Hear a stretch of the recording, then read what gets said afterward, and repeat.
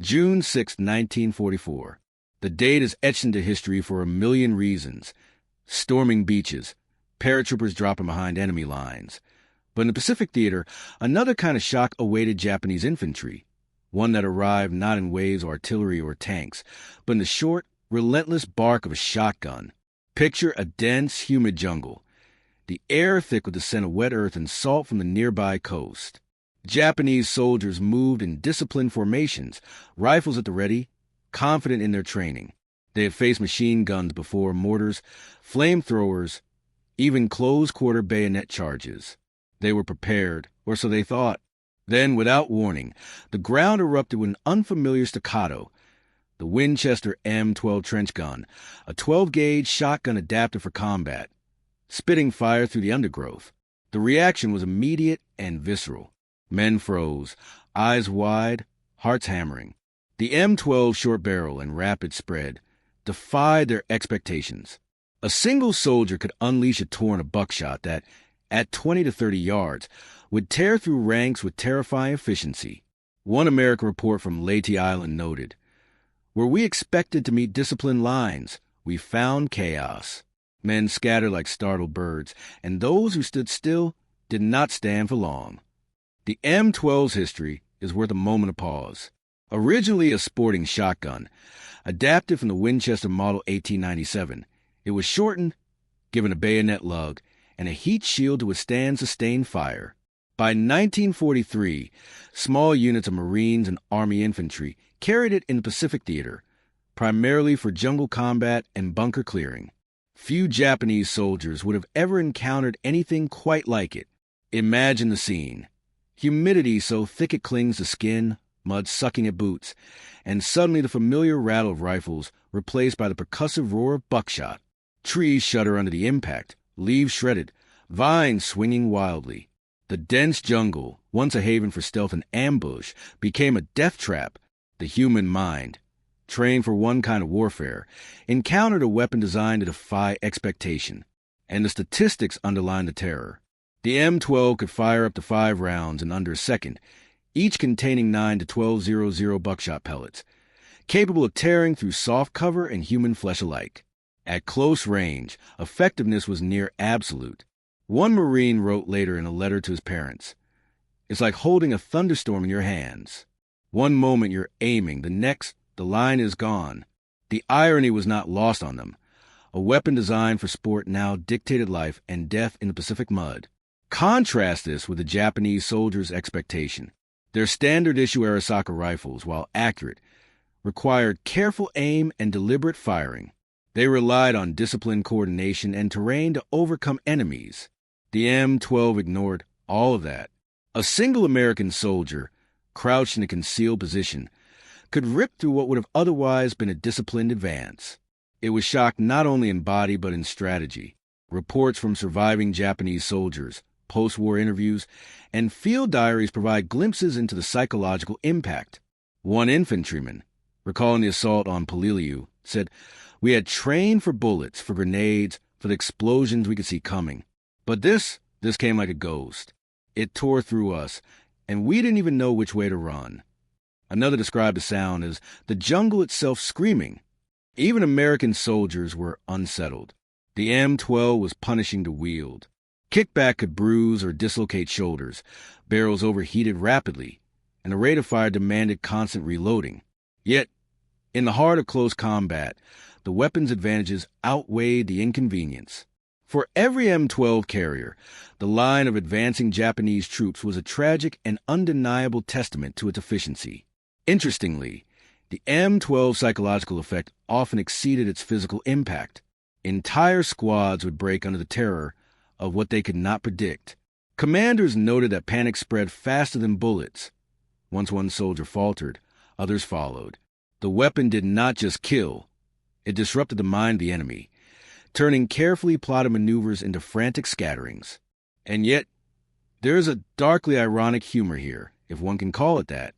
Men who had endured the withering fire of artillery, the choking clouds of flamethrowers, and a relentless surge of tanks now found themselves bested by a weapon with a wooden stock and a barrel no longer than a child's forearm. It was the unpredictability, the sheer simplicity of the M12, that made it so effective. By the end of the day, the lessons were clear. Training could not anticipate everything. Discipline could not overcome surprise, and innovation, sometimes the simplest of it, could tilt the balance of life and death. In the jungles of the Pacific, the Japanese infantry learned a brutal truth. Expectation was no match for reality when a Winchester M12 was in play. And yet, this was only the beginning. The battlefield had more twists in store, more horrors and human dramas that would unfold as men tried to survive, adapt, and somehow hold on to their sense of self amid the thunderous bite of a small but devastating weapon. The shock in the trenches had set the stage, but the story of courage, fear, and ingenuity was far from over. The jungle was no longer just green, humid, and alive with the chatter of insects and distant birds. By mid-morning, it had transformed into a living nightmare. Japanese infantrymen moved cautiously, hearts thudding, boots sucking at the mud, rifles at the ready, but nothing could prepare them for what awaited. The Winchester M12 Trench Gun had become an agent of chaos, turning carefully rehearsed maneuvers into a fight for mere survival. Consider the assault on Peleliu, September 1944, where small teams of U.S. Marines armed with the M12 were tasked with clearing fortified bunkers and tight jungle paths. The Japanese soldiers believed in layered defenses, interlocking fields of rifle fire, mines, and grenades. They expected that discipline and cohesion would blunt any attack. Then, from a low vine-covered embankment, a Marine emerged, the M12 cradled against his chest, and the world changed. The sound was the first shock, a series of percussive blasts that echoed through the foliage, each shot a punctuation mark of carnage. Buckshot tore through trees, splintered logs, and, tragically, through the human line. One Marine wrote home later, "It felt less like killing than like breaking a spell. The men in front vanished before my eyes, like smoke in the wind." The jungle, so often a shield for the Japanese, offered no cover from the sudden, devastating short-range fire. Numbers make the horror concrete. The M12 could unleash 9 to 12.00 buckshot pellets per round, and a single trained Marine could fire 5 rounds in under a second. At ranges of 20 to 30 yards, entire squads could be neutralized almost instantaneously. Unlike rifles, which require precise aim, the M12 relied on scatter. In chaotic jungle combat, that scatter was lethal. Japanese accounts, recorded post-war, tell of soldiers scrambling over each other, slipping in mud, and firing blindly into trees, vines, and empty air. One infantryman later recalled, "We were trained to fight disciplined men, not a storm that could shoot through a bush and kill 3 at once." The psychological effect was as potent as the physical. Fear spread faster than bullets, fracturing the unit cohesion that Japanese doctrine relied upon. Even American soldiers admitted the M12's effectiveness came at a cost. Recoil could bruise or break shoulders. The short barrels overheated after sustained fire. Reloading was demanding, and in the oppressive heat of the Pacific, the wooden stocks often swelled with humidity. Yet none of this mattered in the chaos of combat. The weapon did not ask for comfort. It demanded results. Visualize the scene. A Japanese squad advances through a narrow jungle path. Leaves hang heavy with moisture. Sunlight flickers through the canopy. A Marine drops from cover. Shotgun aimed. Bang, bang, bang. Men spin. Some fall into mud. Others vanish behind the green curtain of ferns and vines. The noise, the shock, and the sudden absence of comrades create a disorienting rhythm. The orderly advance dissolves into panic. The irony is bitter. Soldiers who had endured artillery barges, flamethrowers, and machine gun nests now found themselves undone by a weapon simple in design, a short, wooden-stock shotgun, its power magnified by surprise and human ingenuity. One Marine in a later interview quipped, "I trained with rifles all my life, and yet it was a little shotgun that made the jungle scream." The chaos extended beyond the immediate kill zone.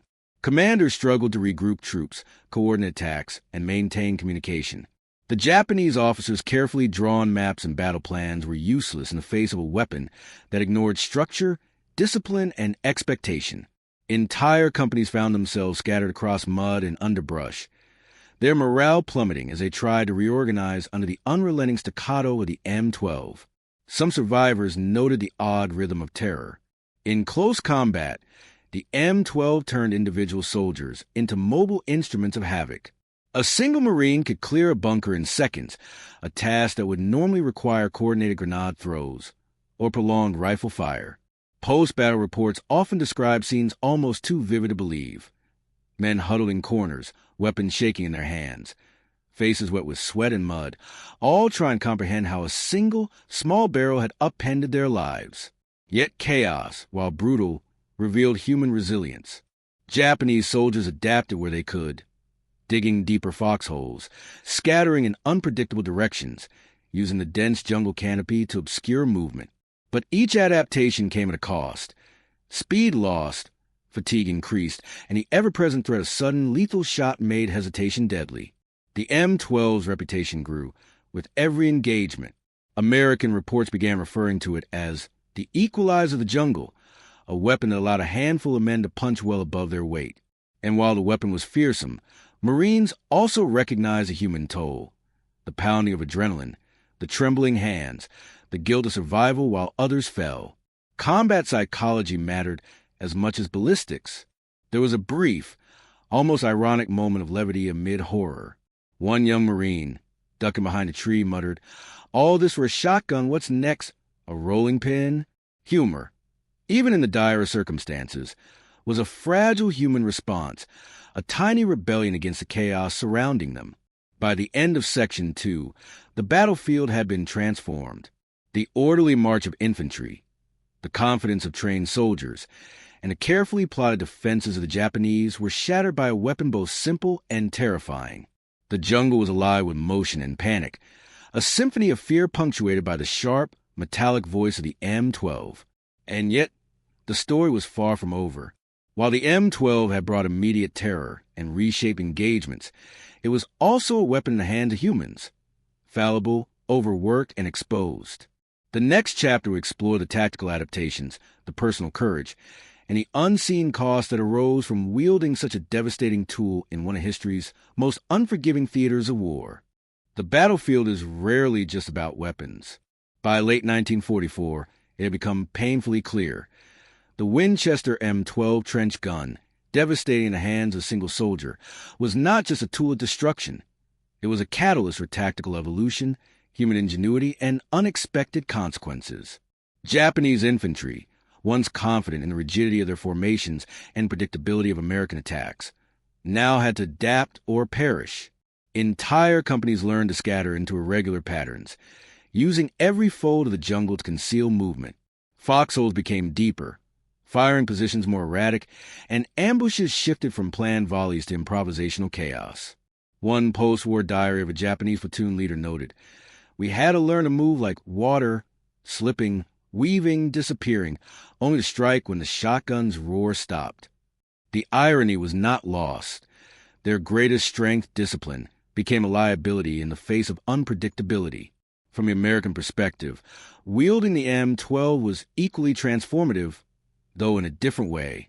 Soldiers quickly realized that this weapon, while simple in design, demanded constant awareness, precise timing, and ethical judgment. One Marine later reflected, "The gun did the talking, but we carried the weight of every answer it gave." The shotgun was effective in small unit engagements, clearing bunkers and dense undergrowth, but it also forced men into moral reckoning. Close-range lethality meant witnessing consequences directly. The practical challenges were significant. The M12 was heavy and short-barreled, making long patrols exhausting. Humidity caused wooden stocks to swell, and barrels overheated after sustained fire, reducing accuracy. Marines had to plan reloads, ration ammunition, and consider fallback positions carefully. One officer's report dryly noted, "A weapon that can scare an entire company also tends to scald the carrier's shoulder if mismanaged." Here, humor underscored the human cost of wielding overwhelming power. Tactical manuals began to reflect these realities. Small unit leaders were advised to employ the M12 in teams, alternating positions to maintain constant fire without overheating, and to pair it with riflemen for long-range suppression. The emphasis shifted from brute force alone to integrated strategy, blending surprise, firepower, and coordination. Statistics backed this approach. Units employing M12 teams in coordination with rifle squads saw up to 40% higher bunker clearing efficiency and reduced casualties among their own men. Yet, the human toll remained undeniable. Imagine a Marine team moving through a narrow jungle trail, sweat rolling down faces, mud sucking at boots. They encounter Japanese patrol only 15 yards away. The M12 roars, men fall, and survivors scatter, but the Marines do not walk away unscathed. Adrenaline spikes, ears ring, hands tremble, and every glance down the barrel of a rifle becomes a moral negotiation. These were men trained for combat, but combat with the M12 introduced an immediacy and intimacy with death that even seasoned soldiers found harrowing. Japanese soldiers, for their part, developed rapid countermeasures. Decentralized squads allowed faster reaction times. Dense foliage was turned into improvised barricades. Scouts moved ahead of main formations to detect M12 teams. Some soldiers even carried flamethrowers or grenades for preemptive strikes, attempting to force M12 users from cover. Yet no tactic was perfect. The shotgun's short-range spread meant that even a brief exposure could be fatal, and the psychological impact, the suddenness of the attack, could paralyze decision-making entirely. Irony emerged in the theater itself. Weapons meant to protect soldiers sometimes became liabilities.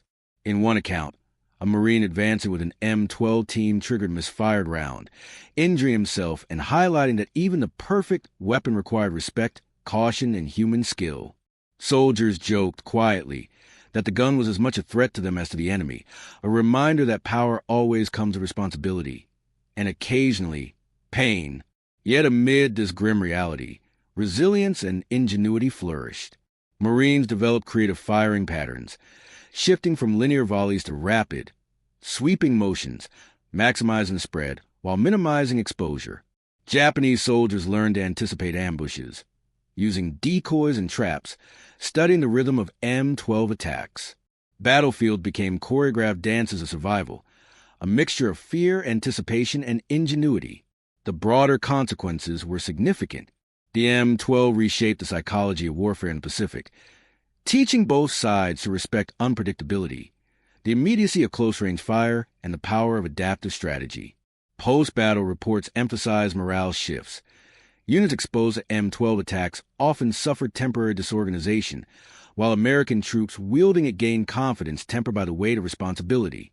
Commanders recognized that the weapon was not merely a tool, but a force multiplier, amplifying both tactical success and human strain. Amid all this, small human moments persisted. One Marine, crouching behind a shattered log after clearing a bunker, whispered his comrade, "It's just a gun, right?" The irony, the absurdity of reducing chaos to a single, simple tool was almost comic, yet the humor was fleeting. The jungle waited, alive and relentless, for the next volley. These moments reminded soldiers and observers that even in overwhelming power, the human experience remained deeply, painfully central. By the end of Section 3, the battlefield had changed permanently. The M12 had revealed not only the weaknesses of traditional tactics, but also the strength of adaptability and courage. Soldiers on both sides have been tested to the limits of endurance, forced to think, innovate, and survive in ways they had never imagined. The chaos of earlier sections had evolved into a structured, if fragile, dance of death, strategy, and resilience. But the story was not complete. While tactics evolved and courage persisted, the unseen costs, physical, psychological, and moral, continued to ripple through every engagement. Lives were altered, memories haunted, and the legacy of the M12 extended beyond any single battle. Its roar echoed not only through the jungle, but through the minds and hearts of those who wielded it, survived it, or witnessed its devastating effect. And as the theater of war pressed onward, both sides would discover that survival was not merely a matter of firepower, but wits, courage, and an intimate understanding of the unpredictable weapon in one's hands. The M12 had become more than a gun. It was a test of humanity under extreme pressure. The smoke and sweat of the jungle slowly settled, leaving behind a landscape marked by mud, shattered trees, and the faint echoes of chaos. The Winchester M12 Trench Gun, once an unexpected terror, had earned its place in the annals of Pacific warfare. Its roar had faded, But the consequences, tactical, psychological, and human, lingered long after the bullets were spent. Post-battle reports from both sides revealed a stark reality. Japanese infantry units, once confident in rigid formations and protective embrace of the jungle, had been shattered by the unpredictability of the M12. Casualty reports from Poliliu and Leyte estimated that close-range shotgun engagements accounted for up to 20 to 25% of immediate battlefield losses in certain assaults.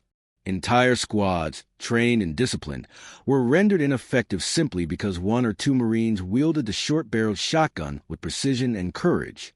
American soldiers, meanwhile, recorded both relief and unease. The M12 allowed small teams to accomplish what previously required dozens of men, yet the psychological weight of wielding such lethality left marks that were invisible but enduring. One Marine, decades later, reflected in a memoir, "The gun gave us an edge, yes, but also forced us to look at what survival really meant. We carried it like an extension of ourselves, and sometimes it felt like a part we could not shake." The M12 also influenced tactical doctrine in the Pacific. Bunker clearing strategies were revised. Jungle patrols incorporated alternating shotgun teams with rifle squads. Military manuals emphasized movement, cover, and surprise, adapting lessons from both success and failure. Where once numerical superiority had been decisive, ingenuity and adaptive firepower became paramount.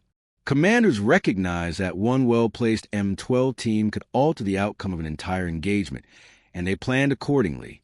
Yet the legacy was not only tactical. The human dimension was profound. Soldiers on both sides have been forced to confront death at inches rather than yards, to see its immediacy in a way rifles and artillery could never provide. Japanese soldiers who survived M12 encounters described lasting psychological trauma, a heightened awareness of vulnerability, and the lingering memory of comrades falling before they could even react. One diary entry reads, "We ran like leaves in a storm, yet even as we fled, the sound of that gun haunted our steps. It was alive in the jungle long after the fight." For American soldiers, the experience was equally formative.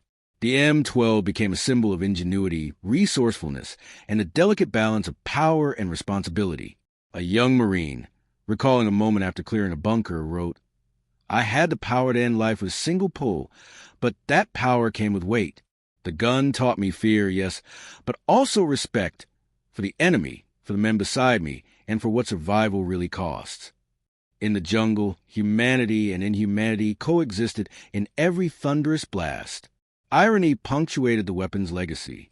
A tool originally designed for sport, a shotgun for hunting birds or game, had reshaped entire battles, rewritten tactical manuals, and left psychological imprints that lasted decades. Historians often note this transformation with a mix of admiration and grim acknowledgement. One analysis dryly observed, "Few inventions in warfare carry such simplicity yet leave such complex echoes in human experience." The M12's post-war presence reinforced its historical significance. Museums preserve it today not only as a weapon but as a symbol, a reminder of unexpected innovation, adaptive courage, and the cost of combat. It appears in exhibits alongside Arisakas and Browning rifles, not for sheer lethality alone, but for the story it tells about how one weapon can ripple through strategy, morale, and memory. Visitors can handle replicas, see the short barrel, the wooden stock, and imagine the chaos it unleashed, bridging the distance between technical description and human reality. And then there are the personal stories, quietly surviving in letters, memoirs, and oral histories. A Japanese soldier, decades later, recounted how a platoon learned to scatter, weave, and survive, forever changed by one small barrel of concentrated power. American veterans shared memories of camaraderie forged under fire, of rapid decisions made in the fog of battle, and of the strange, dark humor that sometimes broke through horror. All this, one Marine wrote, and for a shotgun, who would have thought? The broader historical lesson is clear. The M12 did not merely kill, it reshaped the human experience of combat.